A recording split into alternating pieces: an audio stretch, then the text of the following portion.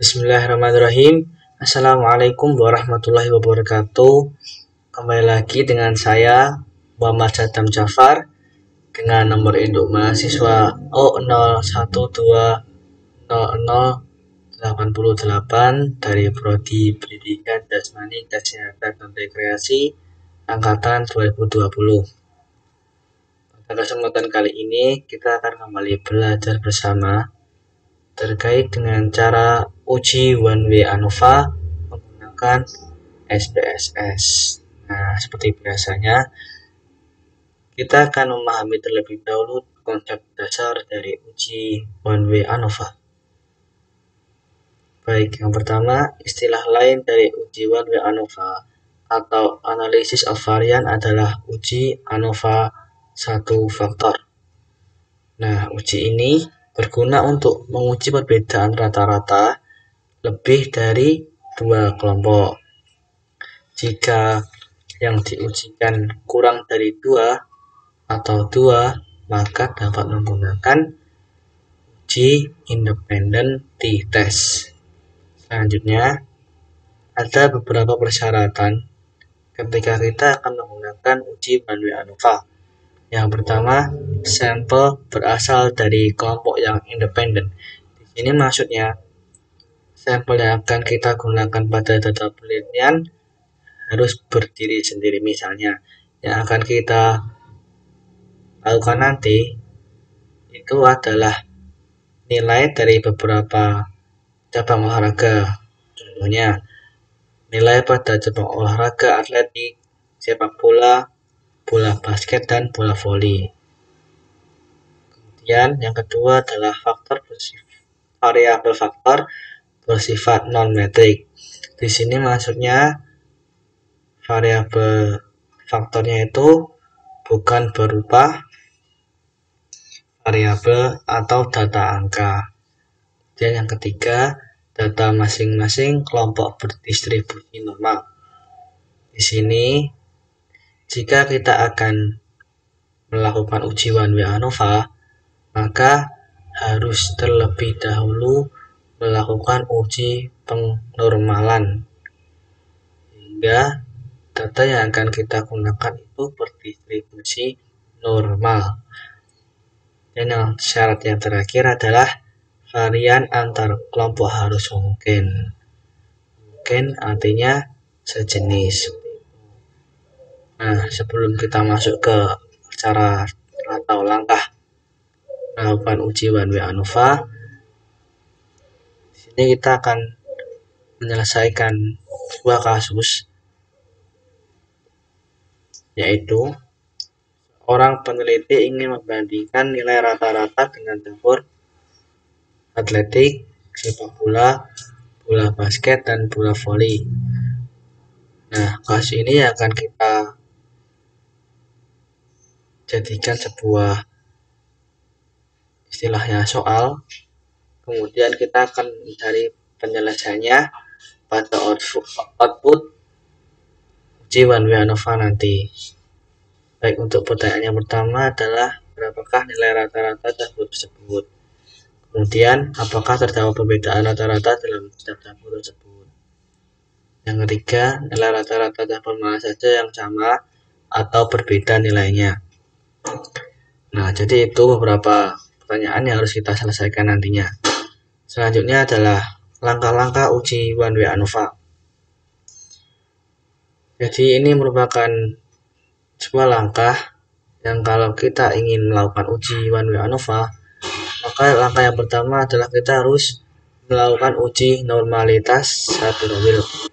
Nah, mungkin langsung saja kita akan melakukan uji normalitas Shapiro-Wilk.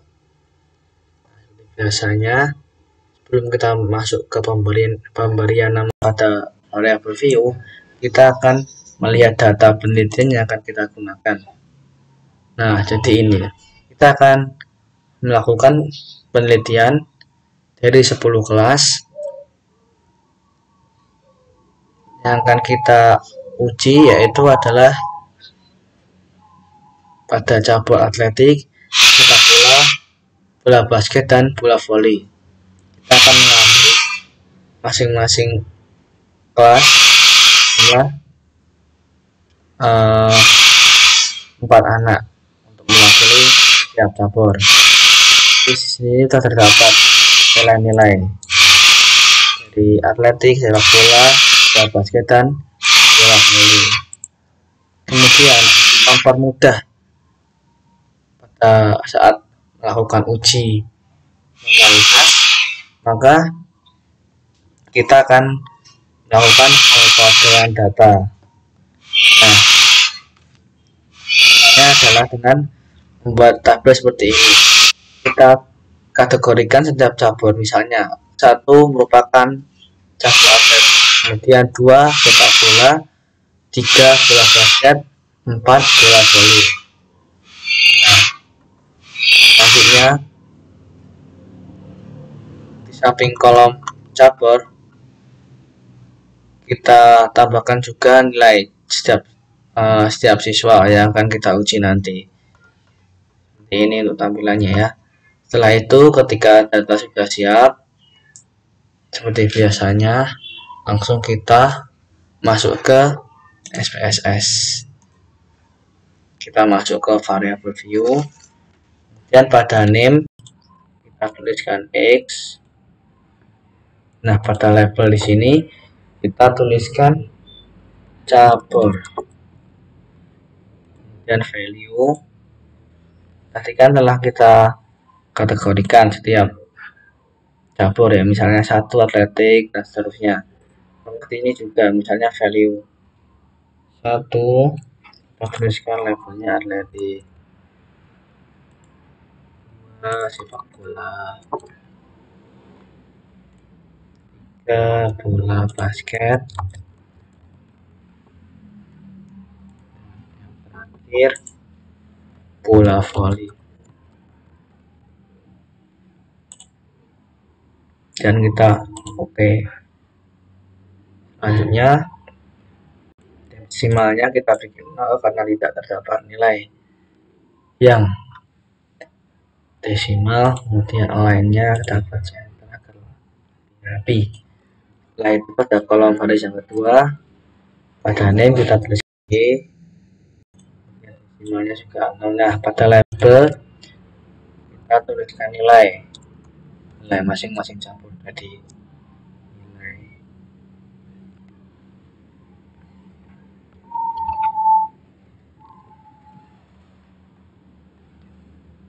Lainnya kita buat center.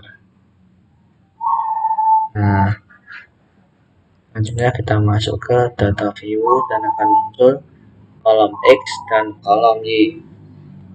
Selanjutnya, setelah kita melakukan pemberian nama pada variable view, langsung saja kita input data dari Excel yang telah kita buat tadi, kita masukkan ke dalam SPSS.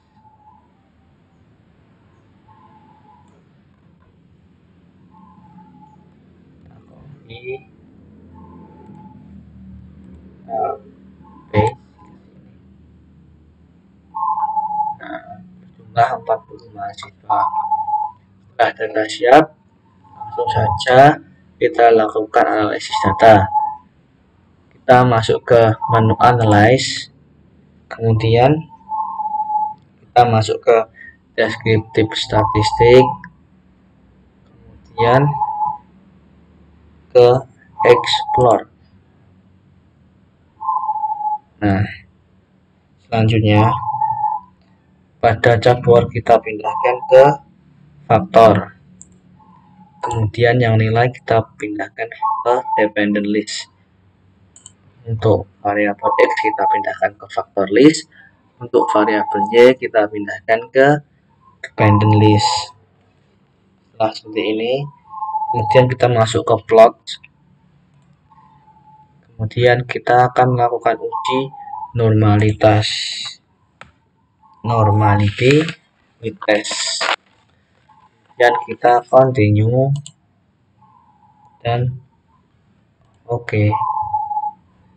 Akan muncul output data. Nah, ini cabur Ini juga dijelaskan seperti biasanya, yaitu deskripsi data. Kemudian yang akan kita gunakan adalah pada test of normalitas ini. Nah, di sini tertuliskan nilai signifikansinya yang akan kita gunakan berdasarkan dasar pengambilan keputusan yang telah ada untuk uji normalitas. Nah, di sini disebutkan jika nilai signifikansinya lebih dari 0,05 maka data berdistribusi normal. Sedangkan jika nilai signifikansinya kurang dari 0,05 maka data berdistribusi tidak normal. Nah, menurut data yang telah kita buat tadi, nilai signifikansi di sini semuanya lebih dari 0,05. Maka data yang kita uji, misalnya pada nilai atletik, ini nilai signifikansinya 0,678, maka lebih dari 0,05. Maka data dari atletik tersebut memiliki distribusi normal. Begitu juga dengan yang lainnya.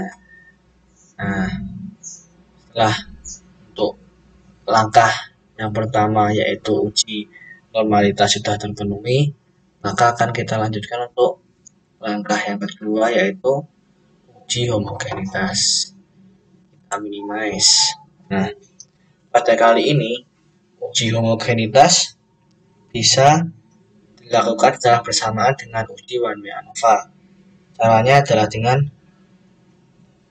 masuk ke data lagi ini, kemudian kita masuk ke analyze, kemudian compare means, kemudian kita masuk ke one way ANOVA. Setelah muncul kotak dialog one way ANOVA, kita pindahkan variabel X atau dapur ke faktor, variabel Y atau nilai ke dependent list.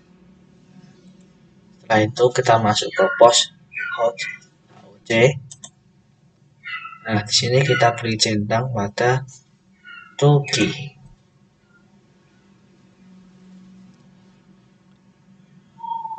Kemudian continue. Selanjutnya klik option. Kita beri centang pada descriptive dan homogeneity of variant test. Kemudian kita continue dan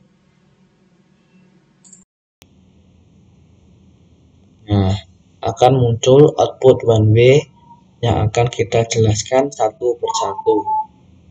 Baik, langsung saja agar tidak terlalu lama. Yang akan kita gunakan untuk menguji kesamaan varian adalah pada test of homogeneity of variance atau tes homogenitas. Nah, saya tuliskan pada catatan. Kita akan membacakan interpretasi dari setiap output yang telah kita lakukan. Kita kecilkan.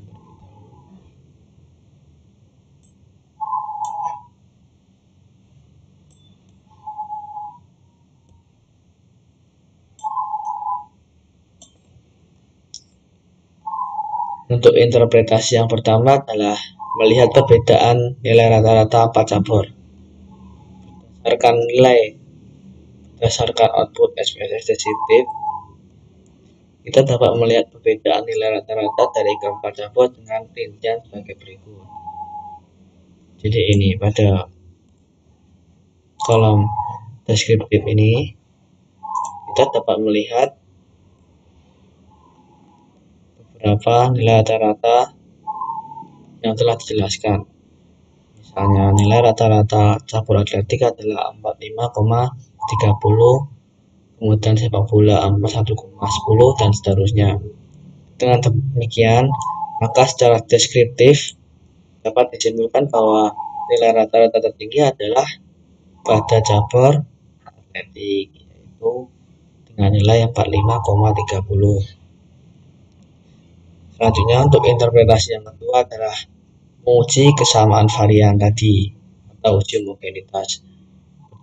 output SPSS the test homogeneity of variance diperoleh nilai signifikan sebesar 0,074. Nah ini karena nilai signifikannya lebih dari 0,05, maka dapat disimpulkan bahwa varian keempat cabur tadi memiliki nilai rata-rata yang kita bandingkan tersebut adalah sama atau homogen, sehingga asumsi homogenitas dalam uji one way ANOVA terpenuhi.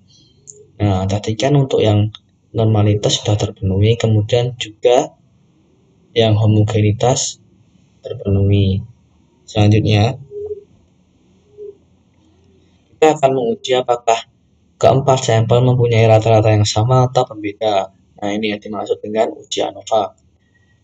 Berdasarkan dasar pengambilan keputusan dalam analisis ANOVA, jika nilai signifikansinya lebih dari 0,05 maka rata-rata sama.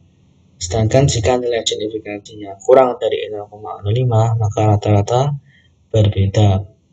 Berdasarkan ANOVA pada SPSS dijelaskan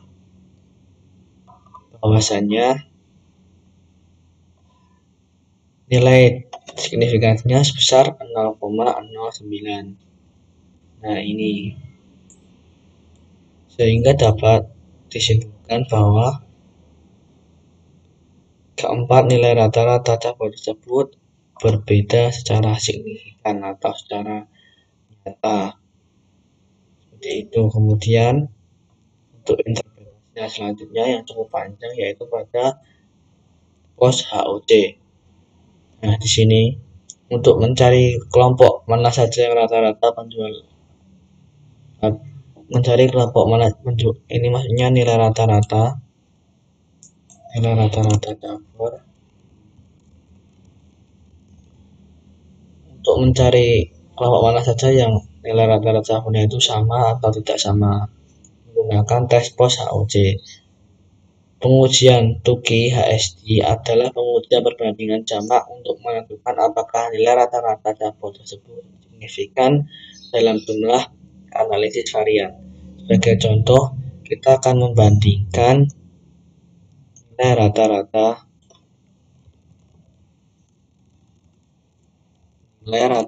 cabur atletik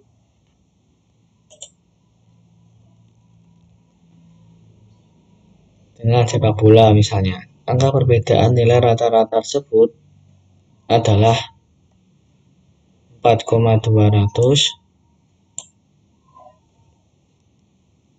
Angka 4.200 ini diperoleh dari nilai rata-rata pada output tadi. Untuk cabur atletik adalah 45,30 dikurangi dengan rata-rata dengan nilai rata-rata dari sepak bola.